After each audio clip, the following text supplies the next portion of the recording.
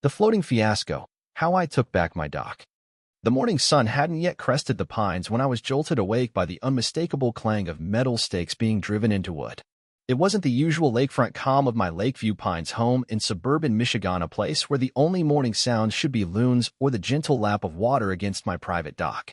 No, this was chaos, like someone had decided to stage a Broadway production on my property. I stumbled to the window, coffee mug in hand, and froze. There, on my dock, was a wedding in full setup.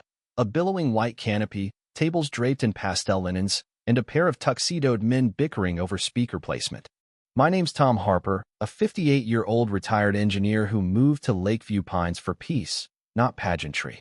My dock, a sturdy 30-foot platform I'd built with my brother after buying this lakefront lot, was my sanctuary.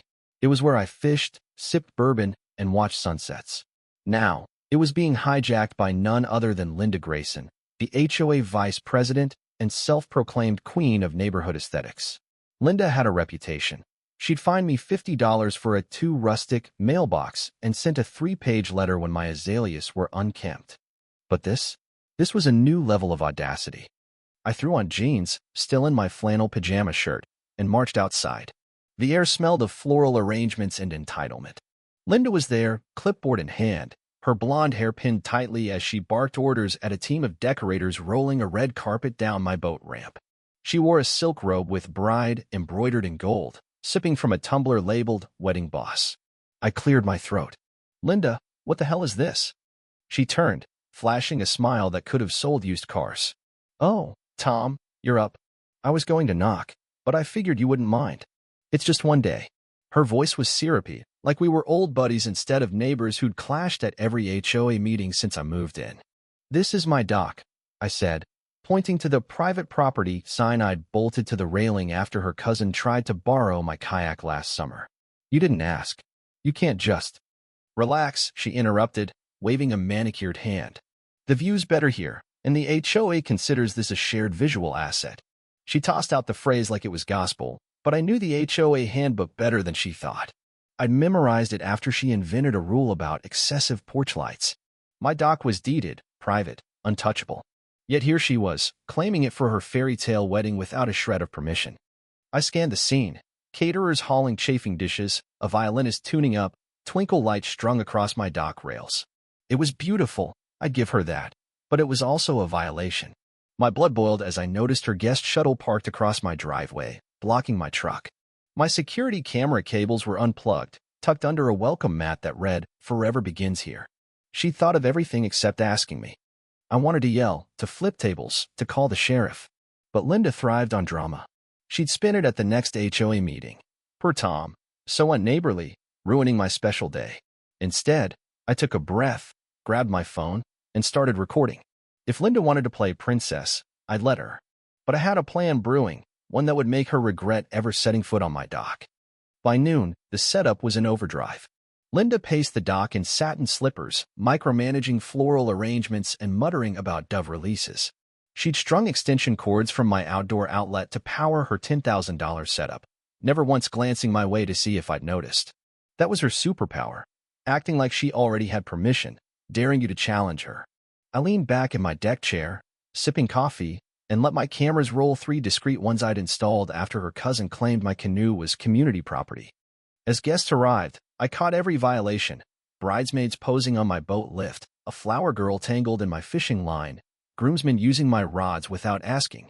Linda called the lake her personal Napa Valley, gesturing grandly as if she owned the water itself. I smiled because every moment was evidence. My lawyer friend, Mike, had already confirmed this was textbook trespassing, but I wasn't ready to pull the legal trigger. Not yet.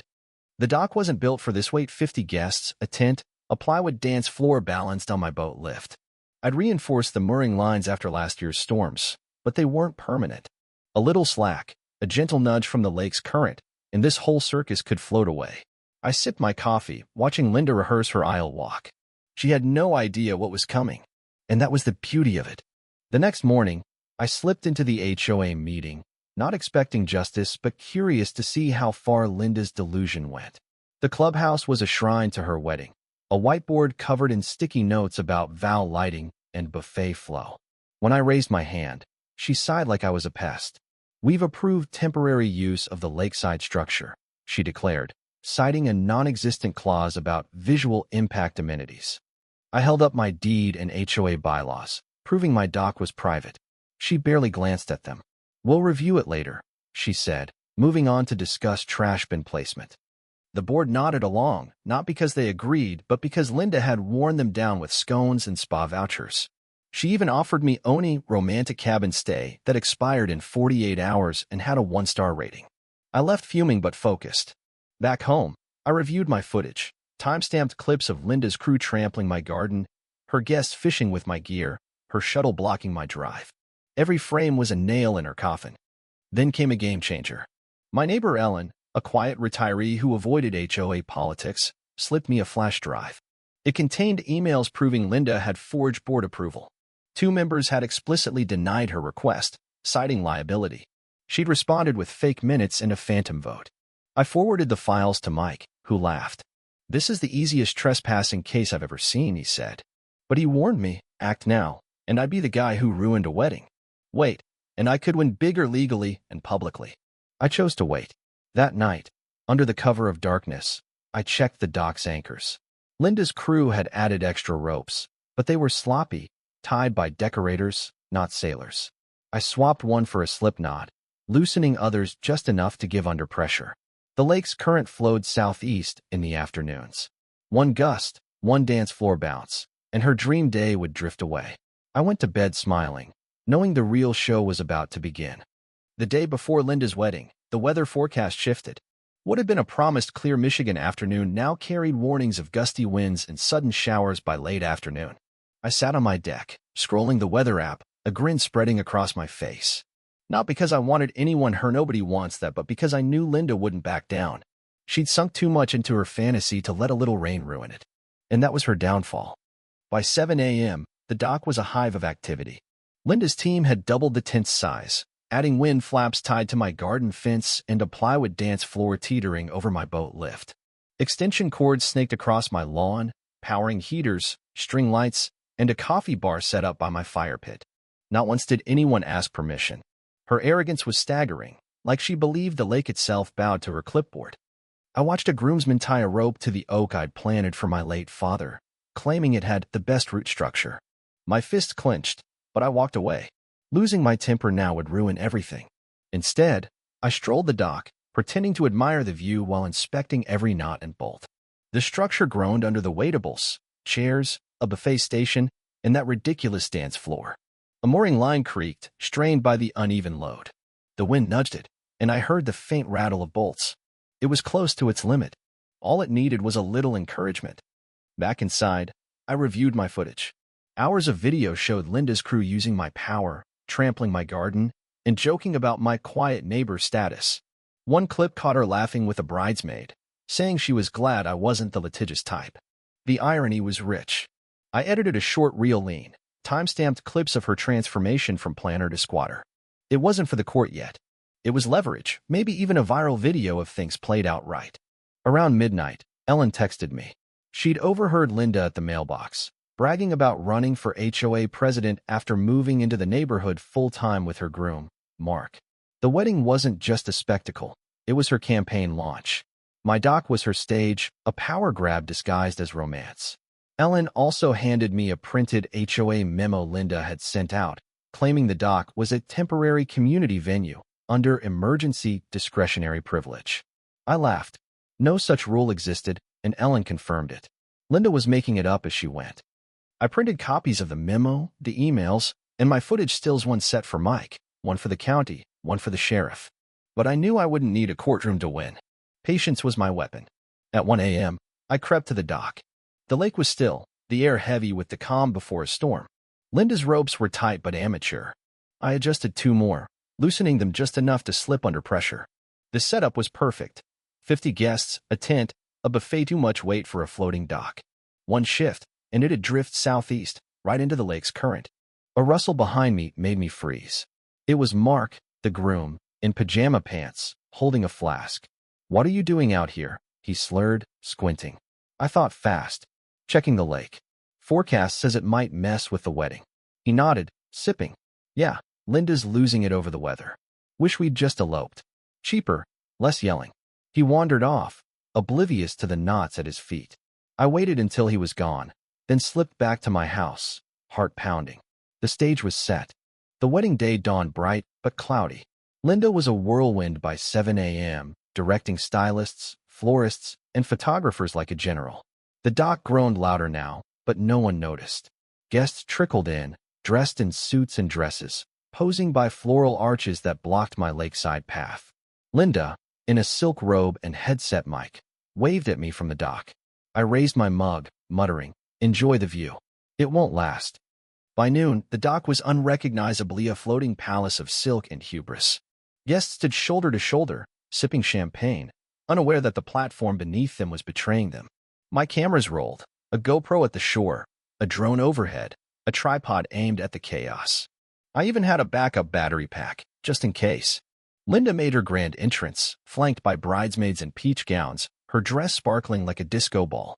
She smiled like she owned the world. And for now, she thought she did. The officiant began, and Linda launched into self-written vows about community and vision. She even jabbed at me, joking about those who resist change. Guests chuckled, thinking it was cute. I didn't care. I saw the ropes starting to give. A northwest breeze kicked up, gentle but steady. The dock didn't lurch, it drifted, slow and silent, an inch at a time. Half a foot, then a foot. No one noticed. Not yet. Mark glanced down, frowning, but Linda brushed him off, still performing. The officiant stumbled as the dock tilted slightly. Glasses clinked unevenly. A waiter nearly dropped a tray of appetizers. Linda raised her voice, pushing through her vows. I zoomed in, catching the moment her eyes darted to the edge. She blinked, then looked at the shore. It was too far. Way too far. Her smile faltered. The violinist stopped. A kid shouted, "We're floating." And that's when the screaming started. Linda shrieked for someone to fix it. Mark tried to calm her, but she shoved him aside, waving at the shore like help would materialize. A bridesmaid's heel caught in a floor crack, nearly sending her into the lake. The drone kept filming, capturing the chaos. Linda grabbed the mic, yelling for the Coast Guard in a lake. Guests laughed nervously, then panicked as the buffet table tipped. A chocolate fountain collapsed, splattering a dog-shaped cake. Plates clattered. A guest's chair broke, dumping him onto the floor. I caught it all, every glorious second. The dock floated 20 feet out, spinning so the tent's back faced the shore. Linda pointed at my camera, screaming, "Turn that off." I waved, grinning. She shrieked again, voice cracking. Mark sat down, defeated, fanning himself. A groomsman tried to pull the dock back, but it only stirred mud. The wind pushed them farther.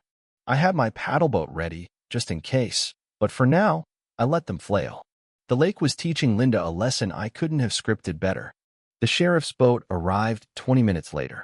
Guests were barefoot, wrapped in tablecloths, drenched in lake water and shame. Linda sobbed under a soggy floral arch, mascara streaking her face. She tried to blame me, claiming sabotage, but her words drowned in the chatter of phones still recording. They towed the dock back, guests avoiding eye contact, their fancy clothes ruined. I stopped filming, already knowing the title. Linda's wedding drifts away while she blames the wind. The sheriff's boat chugged slowly back to shore, dragging Linda's floating fiasco like a parade float from a parade nobody wanted to attend. From my deck, I watched the soggy spectacle unfold. Guests huddled under damp tablecloths, their designer shoes floating near the dock's edge, and Linda clutching a wilted bouquet as if it could salvage her dignity. Her bridesmaids hovered around a dead space heater, while Mark, the groom, sat cross-legged on a broken chair, staring at the lake like he'd rather swim away than face the aftermath. The air was thick with embarrassment, punctuated by the occasional groan or muffled sob. I sipped my tea, calm as the lake itself, and let my cameras rest. They'd done their job. By sundown, my phone was buzzing like a beehive. Texts, missed calls, notifications. Lakeview Pines was on fire, and not from Linda's unplugged heaters. A few guests had gone live during the drift, their shaky videos capturing every scream, every spill, every moment of Linda's unraveling. Within hours, clips hit every platform. Bride's dock disaster, lake karma strikes, wedding floats away in Michigan. The hashtags were brutal dock and roll, floating bride fail. Someone remixed Linda's Coast Guard shriek into a dance track that racked up 10,000 views before I went to bed.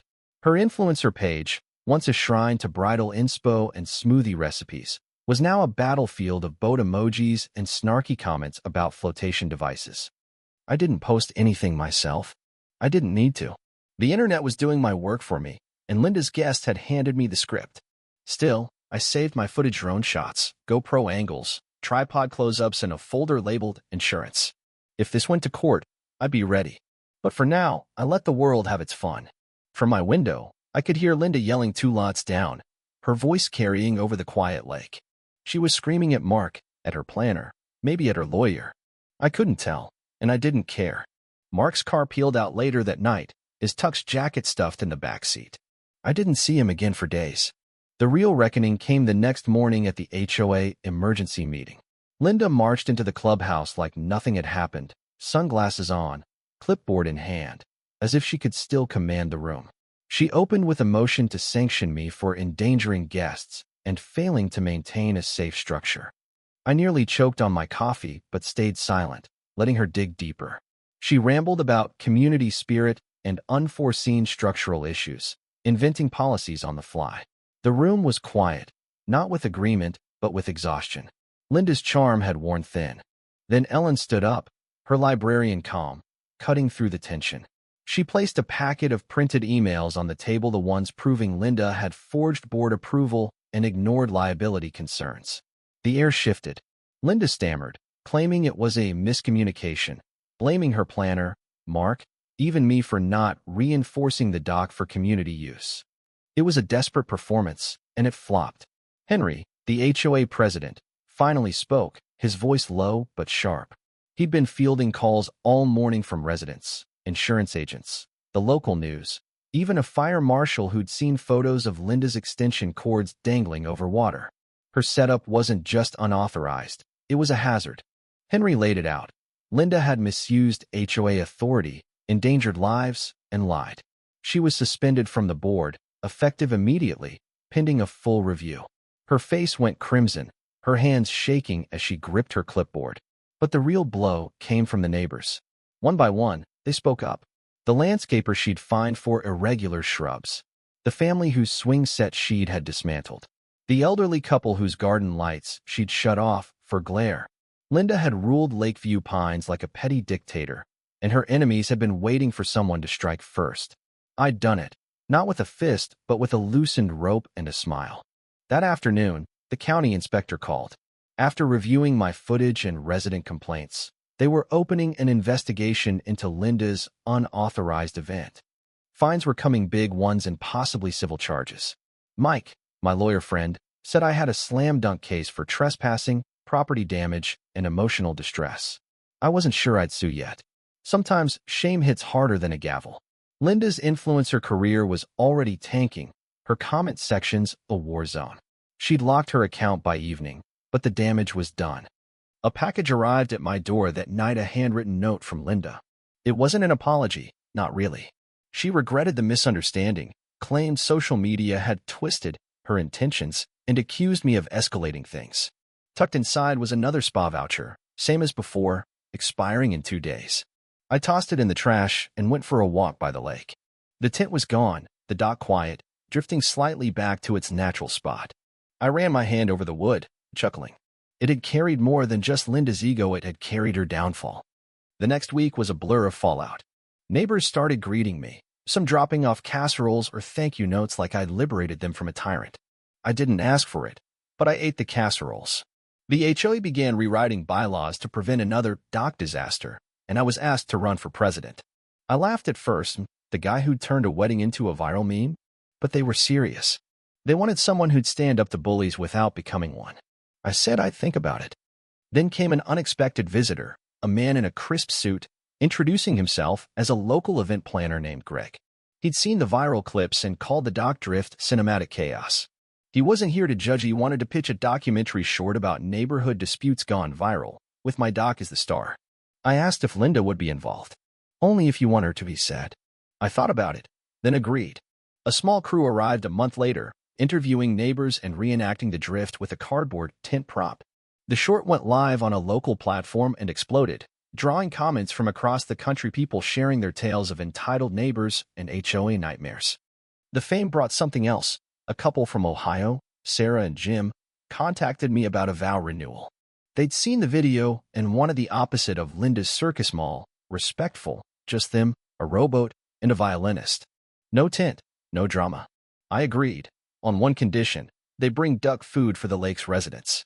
The event was perfect laughter, music, and a sunset paddle. Standing on the dock that evening, watching them row away, I felt peace. Not just the absence of chaos, but the kind earned by taking back what's yours. Linda's house stayed quiet, blinds drawn. Rumor was she and Mark were taking a break, with him crashing at his brother's place. Her influencer page was a ghost town, her wellness quotes ignored. But I knew she wasn't done. People like Linda don't quit, they regroup. And sure enough, 3 weeks later, I got a court summons. She was suing me, claiming I'd sabotaged the dock to humiliate her and endanger guests. I smiled, pulling out my folder of evidence. This wasn't over yet. The courtroom in downtown Grand Rapids smelled of polished wood and stale coffee, a fitting stage for the final act of Linda Grayson's Lakeview Pines saga. I arrived early, my folder of evidence tucked under my arm like a shield.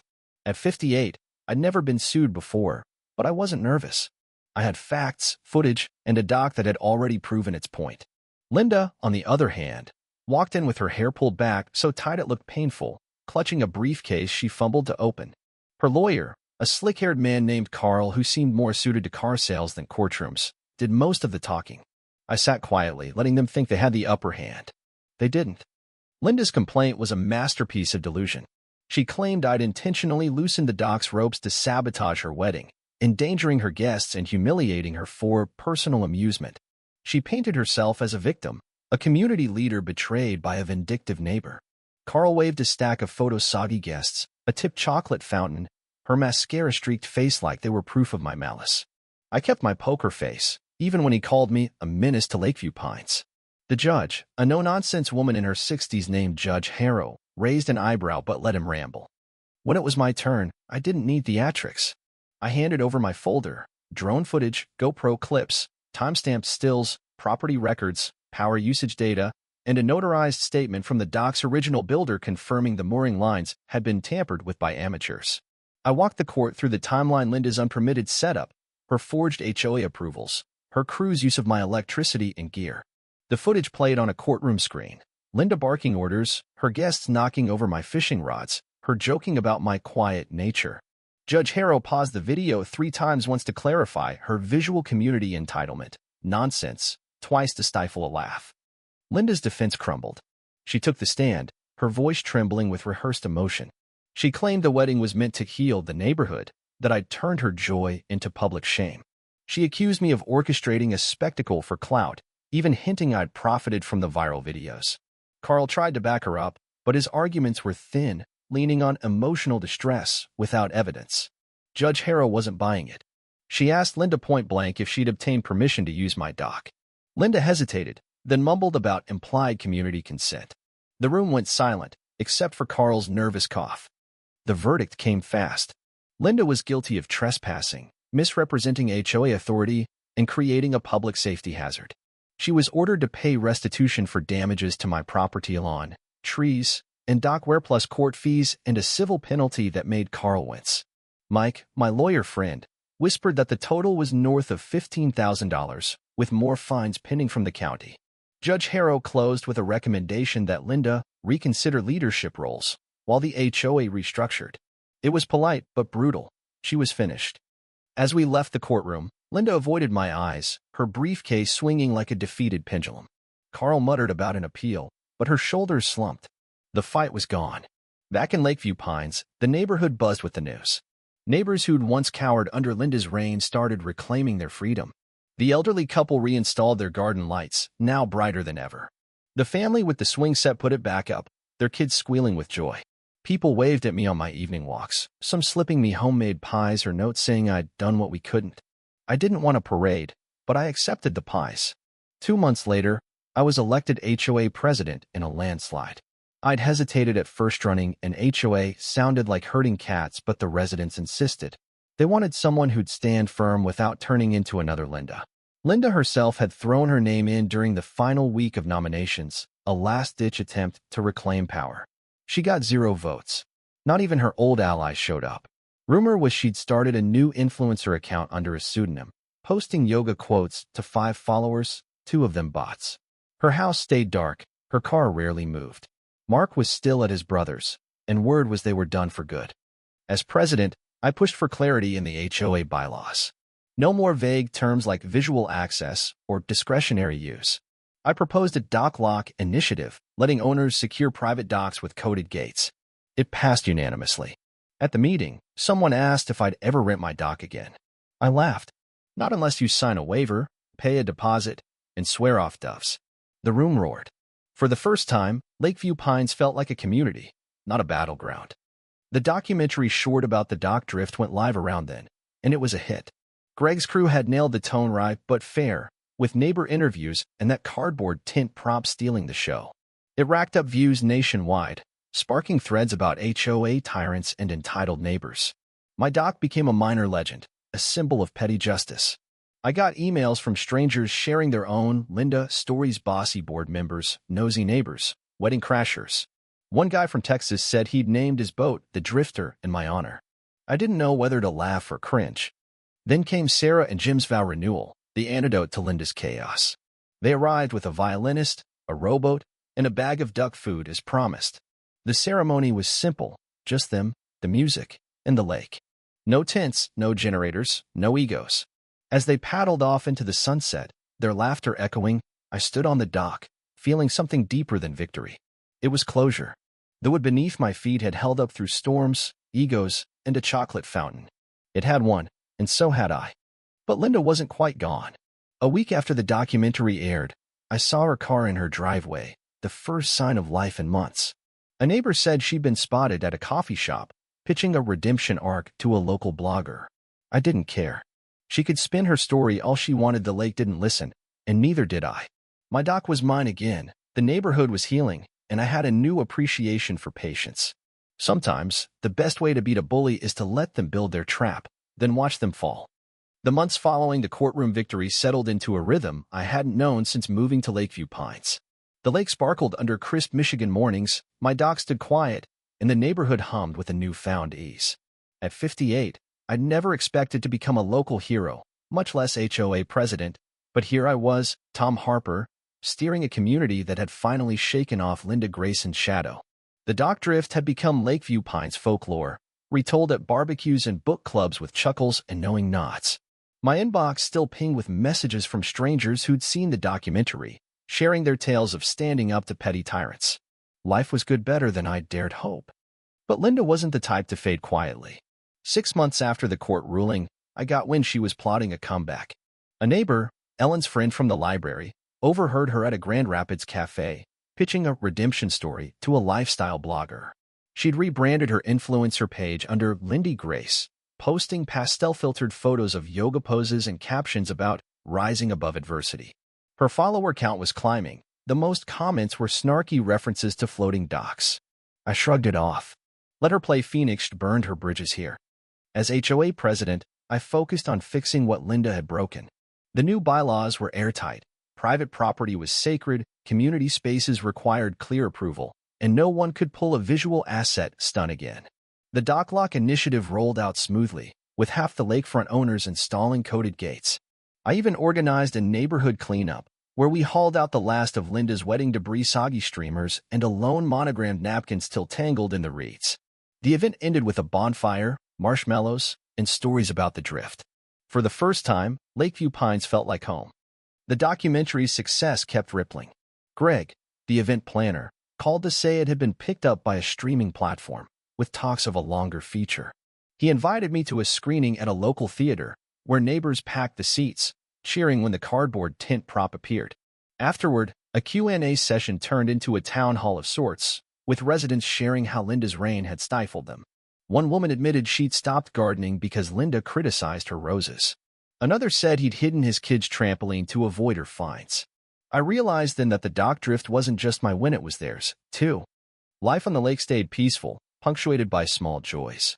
Sarah and Jim, the vow renewal couple, sent me a Christmas card with a photo of them rowing on their lake, a bag of duck food propped in the boat. I tacked it to my fridge, a reminder of what the dock could be, a place for connection, not conquest. Neighbors dropped by with coffee or fishing tips, and I started hosting impromptu sunset gatherings, just a few chairs and a cooler of beer. The ducks, ever present, waddled up for scraps, and I'd toss them bread, laughing at their greedy quacks. But Linda's shadow lingered. A year after the drift, I got a letter from her new lawyer, not Carl, but a sharper type from Detroit. It wasn't a lawsuit, just a cease, demanding I stop profiting from the documentary, claiming it defamed her. Mike laughed when I showed him. "She's got no case," he said. "The footage is yours, the story's public, and she's the one who screamed for the Coast Guard on a lake." I sent a polite response, declining to comply, and heard nothing back. Still, it was a reminder. Linda wasn't done fighting, even if she was fighting ghosts. The final chapter came unexpectedly. One spring morning, I was sipping coffee on my deck when I saw a for sale sign in Linda's yard. Her house, once a showcase of her influencer aesthetic string lights, curated planners looked tired, the blinds still drawn. Ellen, ever the neighborhood sleuth, said Linda was moving to Chicago, chasing a fresh start with a wellness startup. Mark was gone for good, their divorce finalized over the winter. I felt a twinge of pity, but it passed. Linda had built her cage, and the lake had only shown her the bars. That evening, I walked to the dock, though it's solid under my feet. The lake was glassy, reflecting a pink sunset. A duck, probably the same greedy one, waddled up, eyeing me for crumbs. I tossed it a cracker, chuckling. "Show's over, buddy," I said. And it was. The dock had carried Linda's ego, her wedding, and her downfall, and come out stronger. So had I. At 58, I'd learned something priceless. Patience isn't just waiting, it's trusting the world to right itself, one loosened rope at a time. The neighborhood thrived in Linda's absence. The swing set stayed up, the garden lights glowed, and the HOA meetings became civil, even fun. I stepped down as president after a year, passing the gavel to Ellen, who had a knack for fairness and a zero-tolerance policy for nonsense. My dock remained a quiet haven, though I did rent it once more for a small retirement party, with a signed waiver and no doves. The lake approved, sending a gentle breeze and a family of ducks to supervise. Looking back, the dock drift wasn't about revenge. It was about boundaries, mine, the neighborhoods, the lakes. Linda thought she could rewrite the rules, but some things don't bend. Property lines, truth, the current of a lake that's seen bigger storms than her. I'd won not because I was louder, but because I was smarter, steadier, and willing to let her own weight sink her. The viral fame, the documentary, the casseroles, they were bonuses. The real prize was standing on my dock, coffee in hand, knowing it was mine again. As I write this, the lake is calm, the ducks are napping, and Lakeview Pines feels like the sanctuary I'd always wanted. Linda's story is a cautionary tale, one I hope she's learned from, wherever she is. For me, it's a reminder that justice doesn't always need a fist or a gavel sometimes. It just needs a camera, a knot, and a breeze. I'd love to hear your thoughts in the comments below. Have you ever dealt with someone like Linda, who pushed too far and paid the price? What do you think about using nonviolent tactics, like I did, to fight injustice? Was I right to let the lake teach her a lesson, or should I have called the sheriff sooner? Share your stories and take a stand. Let's talk about power, fairness, and how we handle the bullies in our lives. Your voice matters, so dive in.